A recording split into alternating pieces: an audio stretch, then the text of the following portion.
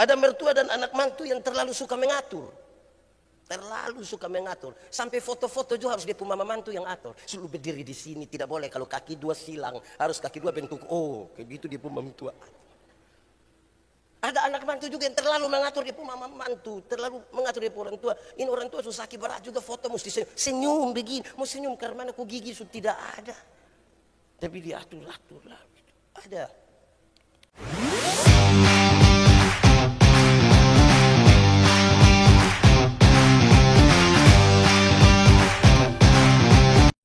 Supaya kuat kuasa Roh Kudus-Mu menguasai kami sekalian di saat kami akan membaca dan merenungkan firman-Mu. Betapa terbatasnya kami sehingga kami tidak mungkin memahami maksud-Mu. Tetapi kami tahu bahwa Roh Kudus-Mu bisa memampukan kami untuk mengerti dan melakukan kehendak-Mu. Jauhkanlah penggoda pencobaan di dalam diri kami maupun di sekitar kami. Biarlah seluruh hidup kami arahkan kepada pemberitaan firman hari ini. Terima kasih banyak Tuhan. Kami rindu pada firman-Mu. Berfirmanlah bagi kami Tuhan, di dalam nama Yesus, firman yang hidup itu kami berdoa. Amin. Bapak Ibu Saudara-saudara, pembacaan Alkitab untuk kita hari ini terambil dari kitab Rut pasal 1 ayat 1 sampai ayat yang ke-22. Rut pasal Shalom. Tema kita hari ini adalah tentang mertua dan menantu yang saling mengasihi. Di kesempatan paling pertama mendahului khotbah ini, saya minta kepada semua anak mantu, coba coba bayangkan mama mantu punya muka. 10 detik saja, saudara coba bayangkan. Mama mantu punya muka, bapak mantu punya muka. Sudah bayangkan kok? Mantap kok? Tidak simpan apa-apa di sini. Oke, sekarang yang sudah ada anak mantu, saya minta kepada para mertua, coba bayangkan anak mantu punya muka dulu. Coba bayangkan anak mantu punya muka. Memang kadang-kadang menjengkelkan, tapi coba bayangkan. Sudah? Ya, kira-kira begitulah mereka. Saudara-saudara, di bagian awal sebelum kita masuk pada teks, saya mau ajak kita untuk melihat gambaran umum tentang mertua dan anak mantu. Ini umum, tidak terlalu detail, kurang-kurangnya silakan saudara tambahkan. Tapi saya coba gambarkan ini hal-hal umum untuk kita lihat ada persoalan di mana. Saya ajak kita untuk melihat tipe-tipe mertua dan anak mantu. Jadi ini dua-dua sama ini, mertua dengan anak mantu kadang-kadang mau bilang mewarisi juga salah, tapi mereka menjalankan ini hal. Satu, ada mertua dan anak mantu yang sangat pasif dan dingin saja. Itu anak mantu itu kalau datang di mertua rumah dia hanya begini, makan. Semua acara dia tidak datang, dia dingin. Begitupun ada mertua yang demikian. Itu mertua diam saja. Jadi kita tidak tahu dia marah kita atau tidak marah, kita juga tidak tahu. Tidak usah om bilang itu saya punya, itu saya. Jadi tidak usah. Saudara merenungkan saja. Kedua, ada mertua dan ada anak-anak mantu yang terlalu banyak berkomentar. Bahkan saudara-saudara mereka memberi komentar yang buruk. Ada mertua ini yang selalu omong buruk terhadap dia punya anak mantu. Sampai buat ini anak mantu ini jadi pusing. Kita ini buat semua salah habis di mantua pemuka itu. Tapi juga ada anak-anak mantu yang terlalu banyak bicara dia punya keburukan dari mertua. Di sini ada kok. Jangan coba-coba bilang ada. Saudara akan dihafal nanti. Itu kira-kira gambaran. Ketiga, ada mertua dan anak mantu yang suka memuji.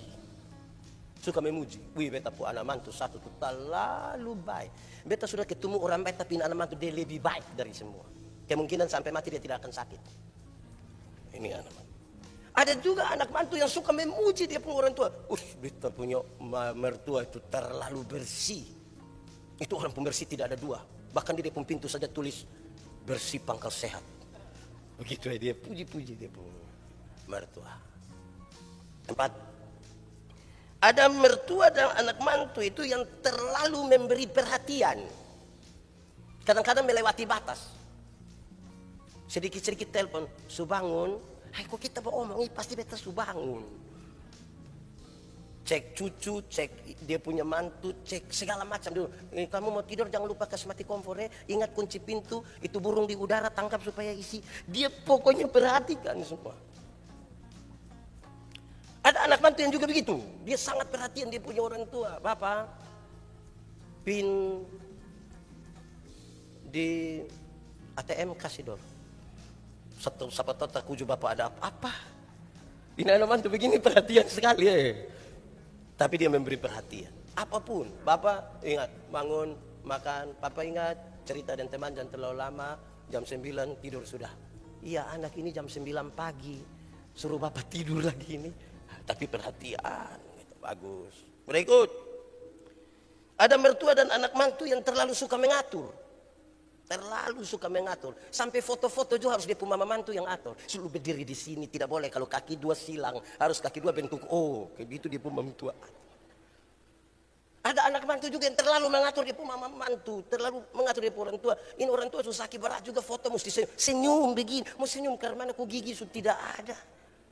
Tapi dia atur-atur lah. Ada. Berikut. Ada mertua dan anak mantu yang suka membandingkan dan punya kesan pilih kasih begitu. Ada kita mertua yang kadang-kadang dia suka bandingin anak-anak dong. Soalnya sama kayak beta anak mantu yang di Menela Petu itu. Tiap hari dia kirim jagung titi daripada yang di Jakarta. Apalagi yang satu yang di rumah nih. Ada kok yang begitu kok. Kita omong teman tua di sebelah sebentar. Ada juga anak mantu yang suka banding-banding dia punya mama mantu. Beta pun teman punya mama mantu ini terlalu baik. Terakhir dia punya mama mantu. Nah, pindah jadi mama mantu dia.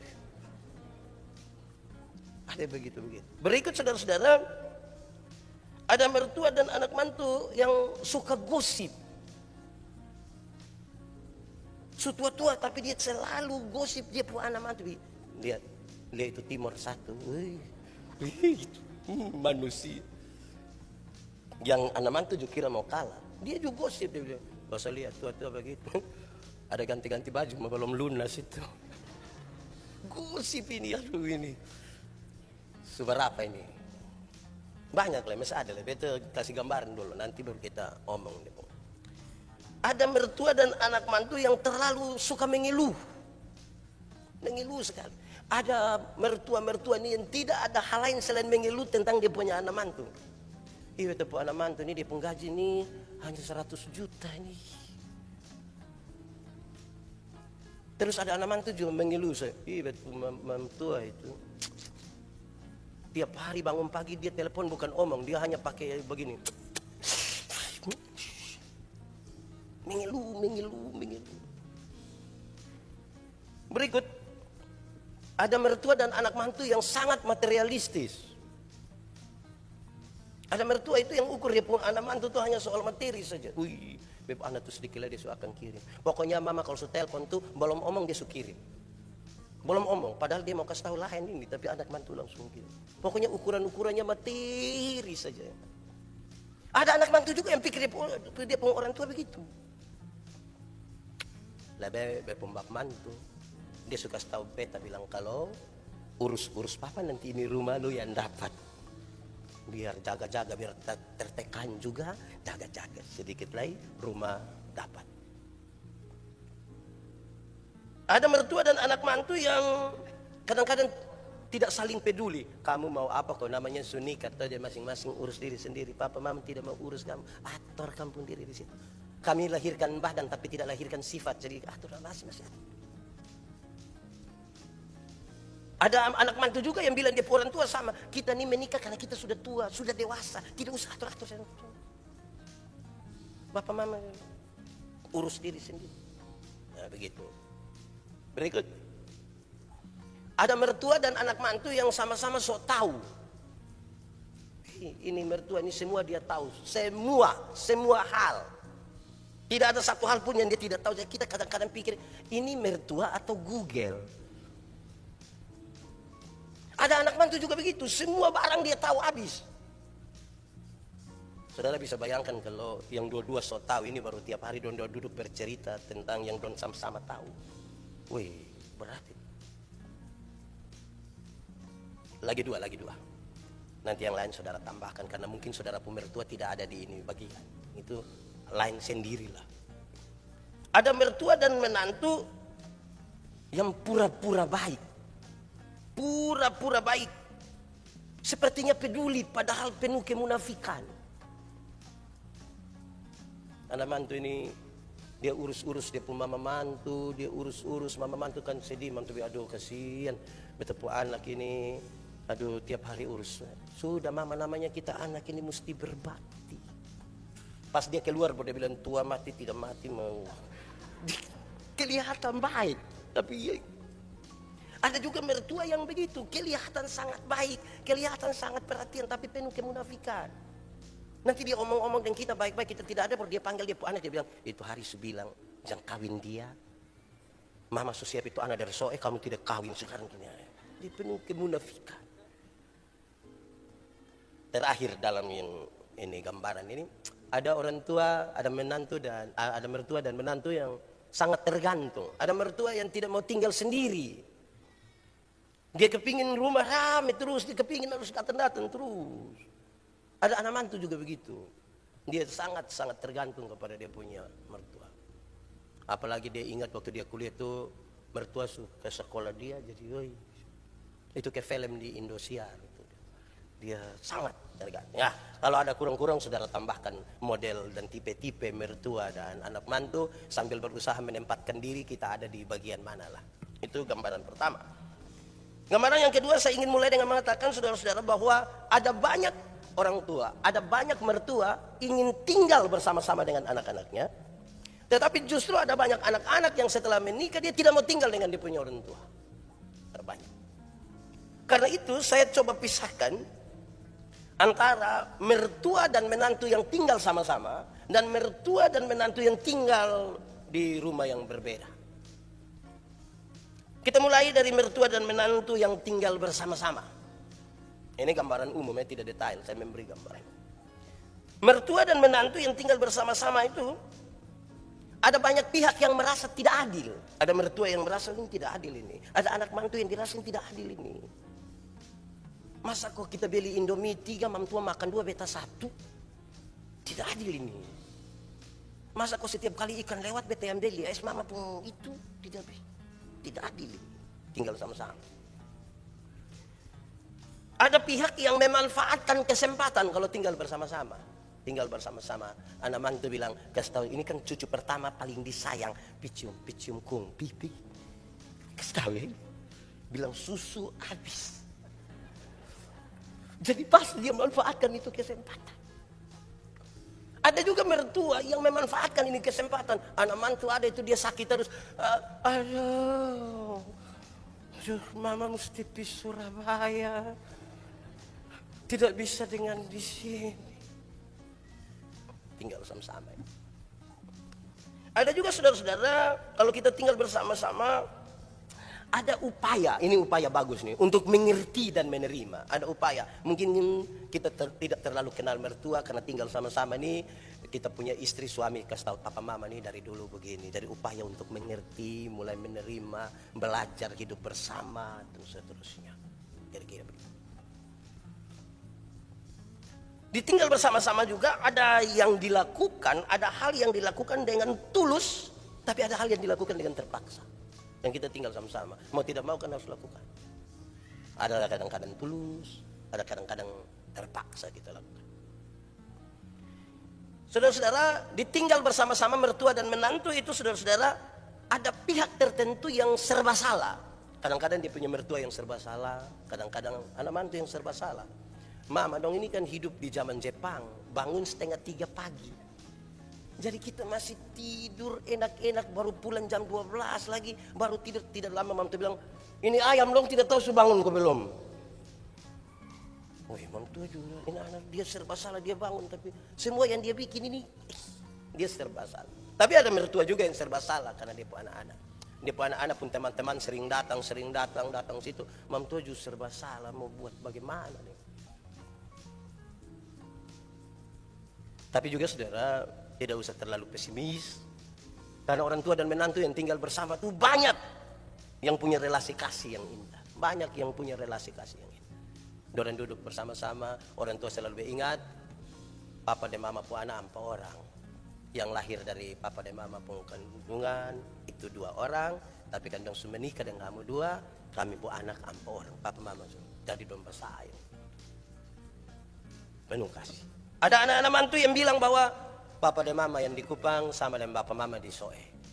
Bukan orang lain. Pokoknya kita satu keluarga. Bersayang betul. Itu kalau tinggal bersama-sama. Lalu bagaimana dengan mertua dan menantu yang tinggalnya berpisah? Satu, perhatiannya sesekali perhatian. Tidak bisa detail. Toko satu tinggal di Nikniki, satu tinggal di Ampong Utara, mau tiap hari masa bubur kasih. Sesekali dia kasih perhatian. Kalau tinggal berjauhan, tidak terlalu detail memperhatikan. Dia telepon sesekali baru dia tanya sehat kok. Oh baik sudah sehat. Nanti kalau butuh apa nak kasih tahu Pas telepon jo, mamtua semua telepon kok kasih tahu yang gula habis nih yang ada satu nona jawab dia bilang nomor yang Anda tuju tidak dapat dihubungi. Jadi tidak terlalu detail. Berikut saudara-saudara, orang mertua dan anak mantu yang tinggal berjauhan itu potensi konfliknya kecil sekali, kan jarang bertemu. Jadi mau bakal apa? Kecil sekali potensi konflik. Dan yang terakhir, mertua dan anak mantu yang tinggalnya terpisah itu anak-anak lebih mudah untuk membangun sebuah model kehidupan rumah tangga. Kalau waktu tinggal sama-sama ada kecenderungan mesti ikut papa pun mau, mama pun mau. Tapi kalau tinggal berjauhan ada peluang untuk membangun sebuah model sendiri. Kira-kira itu gambaran umum dari mertua dan anak mantu. Baik saudara-saudara, mari kita perhatikan teks kita. Teks ini sangat jelas, apalagi kita sudah biasa membaca ini dari SD, dari sekolah minggu sampai kita sudah dewasa ini kita baca berkali-kali bagian ini. Tapi saya ingatkan kita pertama bahwa Elimelek dan istrinya serta kedua anaknya Mahlon dan Kilion, mereka dari Bethlehem di Yehuda, pergi menetap di Moab. Perjalanannya kira-kira 80 sampai 100 km di seberang Sungai Yordan. Dari tempat mereka melangkah kira-kira 100 km. Kenapa mereka pergi ke sana? Jawabannya karena ada kelaparan dan ada kesusahan di Israel. Kelaparan dan kesusahan ini yang membuat keluarga kecil ini pindah tempat di Moab. Yang menarik adalah ketika sampai di Moab, Elimelek mati. Elimelek mati. Berarti sekarang tinggal Naomi dengan dua anak. Kedua anak laki-laki ini menikah. Sekarang Naomi punya dua menantu, satu bernama Orpa dan yang satu bernama Ruth. Mereka tinggal di Moab itu kira-kira 10 tahun. Yang menarik bahwa setelah itu matilah dua anak laki-laki ini. Sekarang tinggallah Naomi mertua dengan dua menantunya. Mereka tidak dapat cucu. Tinggal orang 3 orang, 2 mantu dan 1 mertua. Saudara-saudara, perhatikanlah beberapa kalimat ini dalam pembacaan tadi. 1, tangan Tuhan terancung terhadap aku. Naomi tahu, menyadari bahwa ini kesusahan yang dia alami ini adalah bagian dari sesuatu. Mungkin ini ada kaitannya dengan Ulangan pasal 23 ayat 3, 4 dan 6. Kalau saya boleh baca, bahwa mereka yang tidak boleh masuk dalam jemaah itu adalah Moab serta keturunan mereka sampai yang ke-10 tidak boleh menjadi warga umat Tuhan karena mereka tidak mau memberi kamu makanan dan air ketika kamu dalam perjalanan keluar dari Mesir. Bahkan mereka mengupah Bileam untuk mengutuk kamu sampai selama-lamanya. Janganlah menolong atau membuat mereka makmur. Tentang Moab ada dituliskan demikian. Ini orang Moab ini begini. Dulu waktu bangsa kamu keluar, mereka tidak memberi air, tidak memberi makan. Lalu sekarang kamu dari Yehuda pergi ke situ. Sekarang ketika dia mengalami kesusahan, suami dan 2 anak laki-lakinya mati, dia merasa dan meyakini bahwa tangan Tuhan terancung terhadapnya. Tuhan marah terhadapnya. Kedua, karena itu Naomi memutuskan untuk pulang. Pulang, walaupun sudah jalan bersama-sama dengan kedua menantunya, tapi kemudian dia meminta supaya kedua menantunya pulang kembali ke tempat mereka. Dia mau pulang sendiri saja ke Bethlehem. Dia mau pulang ke sana. Dengan kalimat, semoga Tuhan berkenan memberi jodoh kepada kalian supaya kalian berumah tangga lagi. Kamu kan masih muda. Lupa mama sudah, mama pulang kembali ke mama punya kampung, kamu kembali. Karena tidak mungkin lagi mama ada anak. Kalau sampai ada yang menebus, menikah dengan mama lagi ada anak, masa kamu tunggu? Sekarang katakanlah ini Ruth de Orpas 30, mama baru nikah lagi. Mau tungguin anak sampai 30. Maka dia akan nikah dengan nenek 60. Sudah kamu pulang saja. Kira-kira gitu. Ketiga, ini pernyataan menarik. Jangan desak aku meninggalkan engkau dan pulang dengan tidak mengikuti engkau. Kemana engkau pergi, ke situ jugalah aku pergi. Di mana engkau bermalam, di situ jugalah aku bermalam. Bangsamulah bangsaku dan Allahmulah Allahku. Di mana engkau mati, aku pun mati di sana. Di sanalah aku dikuburkan. Beginilah kiranya Tuhan menghukum aku. Bahwa kalau ini bagian dari hukuman Tuhan, beginilah kiranya Tuhan menghukum aku. Bahkan lebih lagi daripada itu, jikalau sesuatu apapun yang memisahkan aku dari engkau, selain daripada maut, hanya mati yang akan memisahkan menantu dengan mertua. Kalimat keempat, janganlah sebutkan aku Naomi ketika terjadi kegentaran di Bethlehem. Naomi kah ini? Dia bilang, jangan panggil aku Naomi, sebutkan saja aku marah, sebab yang Maha Kuasa pun melakukan banyak yang pahit kepadaku. Dengan tangan yang penuh aku pergi, tetapi dengan tangan yang kosong Tuhan memulangkan aku. Mengapakah kamu menyebutkan aku Naomi? Karena Tuhan telah naik saksi menentang aku, dan yang Maha Kuasa telah mendatangkan malapetaka terhadap aku. Kira-kira teks kita bilang begitu. Lalu bagaimana dengan tema kita? Mertua dan menantu yang hidup dalam kasih, yang saling mengasihi. Sebelum saya masuk untuk memberi jawab tema dari perenungan atas teks ini, saudara, kadang-kadang ini kan orang tua sudah di masa menurun, masa senja, untuk akan, ya sudah masa senja kan sedikit dia meninggal toh. Dia lagi fokus di situ, anak-anak lagi fokus untuk pekerjaan, karir dan lain sebagainya, sehingga seringkali memang kita sulit ketemu. Anak-anak terlalu sibuk untuk memperhatikan orang tua merasa tidak diperhatikan, anak-anak merasa telah mengirimkan bala bantuan dan segala macam untuk orang tua merasa dia belum mendapatkan apa-apa. Karena soal tadi, yang satu, fokus yang berbeda. Ada yang sudah semakin menurun, ada yang baru saja menanjak. Itu membuat ya ada konflik sedikit. Mari kita menjawab tema ini, saudara-saudara. Bagaimana seorang mertua atau mertua dan menantu itu bisa hidup saling mengasihi? Yang pertama, mestinya dalam pembacaan tadi harus punya kepekaan terhadap rencana Allah di dalam perjumpaan menantu dan mertua. Harus peka terhadap itu. Di mana Allah turut bekerja. Saudara lihat, rencana ini sangat panjang, dan di akhir dari rencana itu, saudara-saudara, Ruth menikah dengan Boaz, lahirlah Obed. Siapakah Obed? Obed adalah ayah dari Isai. Isai siapa? Isai adalah ayah dari Daud. Lahirlah Mesias pada akhirnya. Jadi jangan fokus kepada konfliknya, pada perbedaannya, tapi peka terhadap kenapa saya punya mama mantu itu bukan yang itu, tapi yang itu. Tuhan rencana apa? Mungkin Tuhan mau uji saya punya kesabaran lewat saya punya mama mantu ini. Lihat rencana Allah di sini. Jangan cepat-cepat saudara ambil keputusan kalau proses ini belum jauh berjalan. Tidak pernah kebetulan ketika Tuhan menempatkan kita. Jodoh itu kan tidak kebetulan kan? Terus dia lahir dari dia punya mama itu juga tidak kebetulan. Kalau saudara tidak cocok dengan dia punya mama, sedikit tidak cocok. Betul, karena saudara tidak menikah dengan dia punya mama.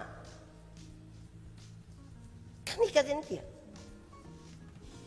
Dulu ketika saya masih pacaran dengan ibu pendeta, kami kuliah. Ibu pendeta bilang, tidak bisa. Bapak itu tidak mau. Bapak itu tidak mau. Kalau masih kuliah pacaran, bapak tidak mau. Iya, tapi saya kan tidak bisa simpan-simpan begini. Tunggu sampai biar saya pergi ke rumah sana. Saya pergi ke sana kali pertama. Pergi, ibu di belakang. Tidak boleh duduk sama-sama dengan saya dan dia pun bapak. Kami cerita sekitar 6 jam. Terus saya tidak pergi lagi. Beliau tanya lewat ibu pendeta, itu laki-laki di mana? Ibu datang bilang, papa ada bilang itu laki-laki di mana? Pikas tahu ibu pembapa Pikas non pembapa. Masa kalau kita pergi, bukan cerita dan dia pun anak, cerita dan dia pun bapak. Ibu kasih tahu, ibu pendeta kasih tahu, habis saya sampai. Beliau marah betul. Kau duduk. Betul kau ada omong. Omong apa bapak? Bilang datang sini bukan cerita dan dia punya anak, tapi cerita dan dia punya bapak. Iya betul, saya omong begitu bapak. Saya kasih tahu kau. Kalau saya tidak ada, itu anak nona tidak ada. Saya bilang betul bapak. Kalau saya tidak kenal dia, saya tidak kenal bapak juga. Jadi kalau kita ada beda sedikit, memang betul kan kita suka dia punya anak, bukan suka dia punya bapak kan? Kalau sampai kita suka dia punya bapak, ada kemungkinan kita suka dia punya harta itu. Tapi pakai dia punya anak untuk kita nikah. Jadi kalau ada konflik sedikit tidak apa-apa, tapi mari kita lihat ada rencana Tuhan apa dalam kita punya rumah tangga yang saya punya mertua harus itu. Dan dia punya mantu harus saya. Jangan berhenti di tengah jalan. Jangan cepat-cepat mau ganti mertua. Mertua, ganti. Lama-lama ada grup WA mertua. Kita pusing nanti. Dan itu saudara-saudara, pekad lebih duluan terhadap apa rencana Allah di situ. Itu penting. Dan tidak pernah kebetulan, tidak pernah. Kadang-kadang kita orang yang sangat suka memberontak. Tapi karena tinggal bersama-sama dengan orang tua yang dia selalu mengatur, lama-lama kita diajar tanpa sengaja, tanpa sadar kita diajar. Oh mesti begini. Kadang-kadang kita mungkin orang yang tidak suka perhatian. Tapi lewat dengan mertua kita belajar memperhatikan. Ada rencana Tuhan. Juga mertua. Mertua dapat ambil satu anak yang cerewet minta ampun. Mertua duduk pikir-pikir, ternyata saya pikir saya paling cerewet, ternyata saya punya anak mantu lebih cerewet. Terus dia ambil kesimpulan, ternyata di atas langit masih ada langit. Namanya langit cerewet. Ada rencana Tuhan kasih kita berjumpa bersama-sama di situ. Amin kok. Ini supaya rumah tangga itu mertua dan anak mantu hidup penuh kasih itu yang paling pertama peka duluan terhadap rencana Tuhan. Tanya terus Tuhan rencana apa yang Tuhan mau gambarkan buat saya di sini. Supaya kita menerima itu sebagai bagian dari sebuah proses bersama-sama dengan Tuhan. Saudara, tadi 4 catatan kalimat yang saya bilang kita lihat. Di situ jelas bagaimana dia tahu ada bagian di mana Tuhan turut bekerja di situ. Nah, itu pertama. Nah ini yang belum ada anak mantu orang ini pikir-pikir memang.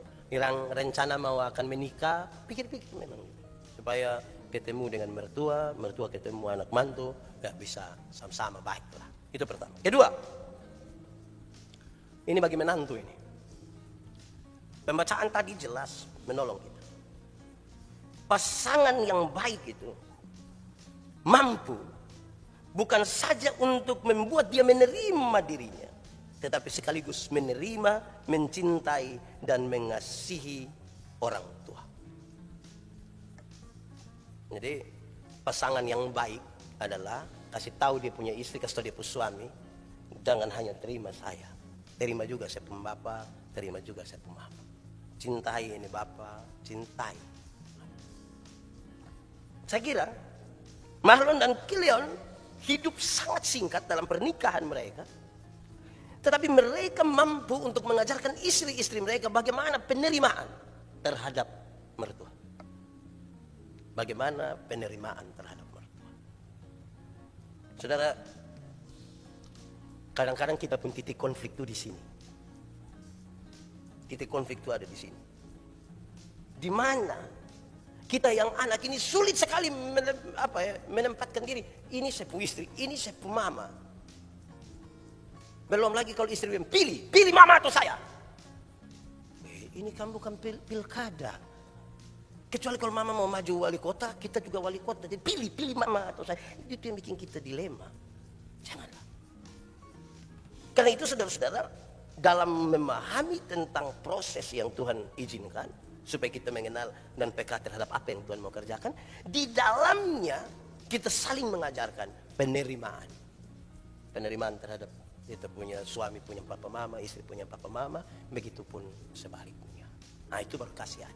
Kalau kita tidak mengajarkan tentang itu tidak bisa. Kita seperti tinggal dengan orang lain. Kita seperti bukan dengan orang yang Tuhan izinkan kita bersama-sama. Ketiga, saudara-saudara, supaya mertua dan menantu itu hidup dalam kasih, maka jangan lupa mengajarkan iman. Jangan lupa mengajarkan perjumpaan dengan Tuhan. Penerimaan di antara kita sudah oke, tapi jangan lupa perjumpaan dengan Tuhan. Memang baik juga mertua-mertua sudah sediakan sejumlah modal untuk anak belum usaha. Sebaik itu. Tapi tambah satu. Supaya mereka belajar berjumpa dengan Tuhan. Makin dekat seorang menantu dengan Tuhan, dia dekat dengan dia punya mertua. Makin dekat seorang mertua dengan Tuhan, dia dekat dengan anak mantunya. Kegelisahan kita hari ini adalah macam kami yang punya anak nona satu. Saya ini kan pikiran ini. Kita sayang dia setengah mati, baru tahu dia kawin orang kemana lagi. Akhirnya kita ambil keputusan, pokoknya nikah jam dia keluar, mau nikah di sini biar di bapak mama pun tangan. Memangnya bapak mama mau hidup 1000 tahun lagi? Jalan keluarnya adalah jangan lupa mengajarkan tentang Tuhan dengan berjumpaannya dengan Tuhan. Supaya dia menjadi kuat. Jangankan anak nona yang satu, anak laki-laki satu saja bikin kita pusing juga. Di rumah sayang dia, sayang sekali. Tidak usah kerja, aduh ini permata ini permata. Ini raja, aduh. Dia suka satu nona di sebelah situ, dia pun mama lewat itu anak ada Tova di sebelah. Terus dia pun mama sedih, aduh kenapa kok begini. Itu nona pun mama bilang, namanya sendiri mau kawin orang pu anak. Kira gampang. Wih itu kayak ajar untuk berjumpa dengan Tuhan. Kasih ada. Yang 4. Saudara-saudara, dari hal-hal tadi itu, rencana Tuhan mengajarkan untuk menerima, bukan saja diri tapi juga orang tua, mengajarkan perjumpaan dengan Tuhan. Yang keempat ini ya, jadi ada kekuatan emosional. Ada kekuatan emosi. Kita kan bersama-sama, berdoa bersama-sama, ada saling kunjung, mendengarkan, menerima. Di situ ada kekuatan emosi. Kekuatan emosional itu memungkinkan untuk kita saling mengasihi, saling mengingat, saling memperhatikan. Tanpa kekuatan-kekuatan emosi kita tidak akan saling memperhatikan. Masing-masing akan urus diri sendiri. Kekuatan emosi itu selalu tergambarkan. Anak ini bapak dan mama pembuah hati satu-satu. Jaga dia sama kayak papa biasa jaga dia. Jangan marah, jangan pukul dia. Dia mungkin kan terlalu manja, jadi dia selama hidup hanya bisa kasih panas air. Tidak ada lain yang bisa dia kerjakan. Jangkuti dia pun jari. Jangan bodok, jangan. Yang kekuatan emosi yang terbang. Kekuatan emosi itu bisa buat kita saling mengingat. Saudara lihat, ini kalau kita baca terus ini teks sampai habis itu menarik sekali karena apa ya? Kemudian dia pemama mantu atur sampai dia bisa menikah lagi. Kan pasti dua duduk kok gosip tentang Boas itu. Duduk cuma tuh bilang, yang itu ke mana? Jadi anak mantu, mama nih di beta hati masih ada mama anak laki-laki. Tapi kalau mama omong begitu, ya beta anak yang mengabdi, beta ikut mama. Ada mau juga. Ya begitu saudara-saudara, kekuatan emosi itu penting. Jadi saudara-saudara yang jadi anak mantu, pilih orang pun keluarga, nah bangunlah itu kedekatan emosional. Ini semua acara dia izin. Dia minta maaf, sibuk. Lama-lama dia pun mama mantu bikin status, sibuk, comati baik. Nah, dibangun kekuatan emosi. Ada apa-apa pi? Mam tua sakit sedikit pi. Mama sakit. Iya. Tes sertifikat. Dibangun kekuatan. Itu bukan kekuatan emosi. Mam tua emosi nanti. Dia angka ame apa dia lempar kita nanti. Tapi bangunlah kekuatan emosi. 5. Kekuatan komunikasi. Kekuatan komunikasi. Saya kira saudara kata kunci dari relasi yang penuh kasih itu komunikasi. Itu kata kunci, komunikasi. Kenyataan real kita mengatakan saudara-saudara bahwa banyak menantu tidak mau beromong dan dia punya mertua. Takut sekali. Omong ke mertua serang begitulah. Sebentar dia periksa darah semua merah. Darah tinggi, kolesterol tinggi, segala macam. Pulang bukan dokter yang analisa, dia anak mantu yang analisa. Mama coba beta lihat, oh ini. Kalau merah begini tandanya sonde lama lagi, Mama. Wah itu bisa jadi masalah baru nanti. Kekuatan komunikasi itu kita bangun. Rajin-rajinlah komunikasi sedikit lah dengan menantu. Rajin-rajinlah komunikasi dengan mertua. Tapi anak-anak mantu mesti ingat baik-baik. Ada tipe orang tua yang terlalu suka didengar. Itu dia hanya omong ulang-ulang saja. Tapi memang harus dengar dia. Mau ke mana pun mesti dengar. Kita pergi hari Senin dia bilang waktu tahun 1970. Kita pergi Selasa dia ulang lagi waktu 1970. Kita pergi Rabu dia ulang lagi waktu 1970. Kamis kita tidak pergi. Jumat pas kita mau pergi istri bilang, "Pi mana?" Lihat mam tua, "Pi 1970 ada tunggu." Tapi kan dia rindu didengar. Rindu didengar. Bangunlah kekuatan komunikasi di antara mereka. Saudara lihat ini teks ini baik sekali. Itu mama mantu dan anak mantu pun ngomong, wih enak sekali. Pulanglah ke negerimu, pulanglah kepada Allahmu. Dong ngomong, tidak mama. Dalam keberhasilan memperkenalkan dalam tanda petik Tuhan atas anak-anak mantunya, dong bilang, Tuhanmu itu Tuhanku. Dia lupa dia punya Tuhan yang ada di Moab. Dari kekuatan emosi dan kekuatan komunikasi yang dibangun. Betul, ingat itu Tuhan. Pulang saja, saudara jangan bilang seolah-olah Orpa salah dia mau tidak. Mereka sampai di klimaks dari segi komunikasi. Mama kalau begitu anak pamit Kan ibu mama cuma mau ini anak dulu. Mama mantu mau supaya dia anak bahagia. Pergi dan menikah lagi di kampung. Pulang saja, tidak apa-apa. Setelah sudah coba bicara bahkan sampai menangis. Terus dia bilang, "Mama, beta pamit mama." Dia cium bapak dia pun mama. Kekuatan komunikasi. Supaya kita tidak munafik. Kalau tidak di depan itu kita kelihatan baik sekali, di belakang kita bicara yang tidak baik. Jangan, lebih baik bicara di depan. Keenam, supaya penuh kasih, maka pembacaan tadi mengisyaratkan hal yang baik sekali. Marilah mengajar dan mengajak dengan tidak memaksa. Mengajar dengan tidak memaksa. Bijaksana sekali Naomi ketika dia bilang kepada anak-anaknya. Mungkin di kedalaman hatinya dia rindu tetap orang sama-sama. Tapi waktu dia bicara, dia tidak memaksa mereka. Dia memberi kepada mereka pilihan. Waktu dia memberi kepada mereka pilihan, ini dia tahu persis ini anak dorang punya hati bagi dia tanpa paksaan, tanpa memaksa. Sesuatu yang dipaksakan itu kasih hilang. Dia mengajarkan mereka tanpa memaksa. Dia memberi pertimbangan. Saya kira ini akan menjadi sesuatu yang indah. Ada waktu di mana kita bertemu dengan Naomi dan kita bertanya, "Mama gambarkanlah suasana hatimu." Dia akan gambarkan, Tuhan memang ambil saya punya suami, Tuhan ambil saya punya anak laki-laki 2, tapi saya merasa mereka masih ada. Saya punya anak mantu menggantikan banyak hal dari mereka. Saya percaya tidak pernah kebetulan Tuhan izinkan dia menjadi saya punya mantu, tidak kebetulan. Karena hal-hal tadi. Hari ini masih ada mertua yang sakit hati dan dia punya mantu. Dalam bahasa kasih harus kita lepaskan itu. Hari ini masih ada mantu yang mungkin dia kecewa dan sakit hati dan dia punya mertua. Mungkin kata-kata yang dia pernah dengar tidak indah. Mungkin sikap yang pernah ditunjukkan oleh mertua terhadapnya itu sangat tidak baik dan dia sakit hati. Pembacaan firman dan perenungan ini menolong kita. Mari kita bebaskan itu. Renungkanlah sedikit relasi kita dengan mertua, relasi kita dengan anak mantu. Kalau ada yang harus kita lepaskan saja. Firman Tuhan jelas. Mari kita lihat rencana Allah di dalamnya. Mari kita belajar untuk menerima bukan saja dia sebagai pasangan atau anak kita, tetapi dia yang datang sebagai mertua atau mantu. Mari kita ingat bukan hal-hal yang bersifat sangat materialistis yang kita berikan, tapi perjumpaan dengan Tuhan menjadi bagian yang penting. Membangun kekuatan emosi, kekuatan komunikasi. dan biasakanlah lakukan sesuatu tanpa memaksa.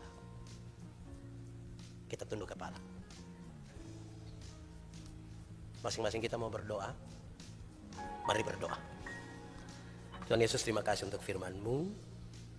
Tuhan menolong kami sekalian merenungkan. Tidak pernah kebetulan Tuhan memberikan relasi mertua mantu bagi kami sekalian.